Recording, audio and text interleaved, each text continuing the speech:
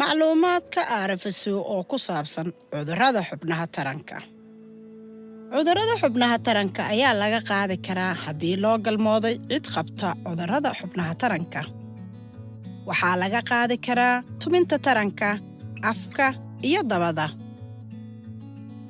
Cinjirka ama salbatiibada ayaa ku sii kara ilaalin fiican oo cudurrada xubnaha taranka.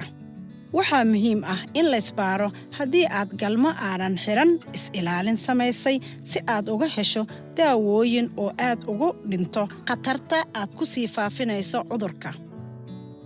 Waxaa jira cudurro xubnaha taranka oo badan oo kala duwan. Kuwa caadiga ah waa jabtada. Inta badan jabtada ma keento wax xanuun ah. Waad qabi kartaa jabto iyadoo aan la ogeyn. Haddii aad galmo samayso iyadoo aanan xiran cinjirka ama salbatiibo, waa inaad isbaadho si aad uga hesho daaweyn. Haddii aan la daaweyn jabtada ayay kugu adkaan kartaa inaad uur qaaddo. Waxaa sidoo kale kuu fududaanaya inaad infekshan kale qaaddo haddii aad qabto jabto. Sida tusaale ahaan, hiifka. Hiif ayaa lagu kala qaadi karaa galmada siilka iyo dabada ee aanan cinjirka ama salbatiiba la gashan.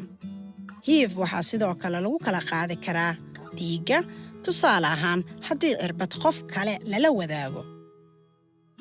Haddii aan la helin daawo kulid ah hiifka ayay jirka ku adkaan doontaa inuu iska difaaco cudurrada kale. Taas weeyaan tan loo yaqaan AIDS iyadoo loo dhinto. Maanta waxaa jira dawooyin fiican oo loo isticmaalo hiifka, kuwaas oo keena inaan isku beddelin AIDS. Qofkii si joogto oo sax ah u qaata dawooyin ayaa cudurka u gudbin karin qof kale. Waa lacag la'aan in la iska baaro hiifka iyo jabtada. Taasi waxay qusaysaa dhammaan dadka jooga Sweden iyadoo aan la eegin inuu qofku yahay muwaadin Swedish ah iyo in kale. Waxaa hiifka la isaga baaraa iyadoo la iska qaado tijaabooyin dhiigga.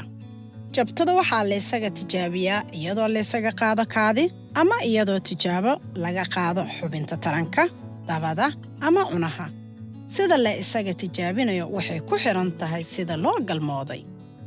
La isticmaalka cinjirka ama salbatiibo marka aad galmoonayso ayaa ah sida ugu fiican ee adiga nafsadaada iyo dadka kale uga ilaalinayso cudurrada xubnaha taranka.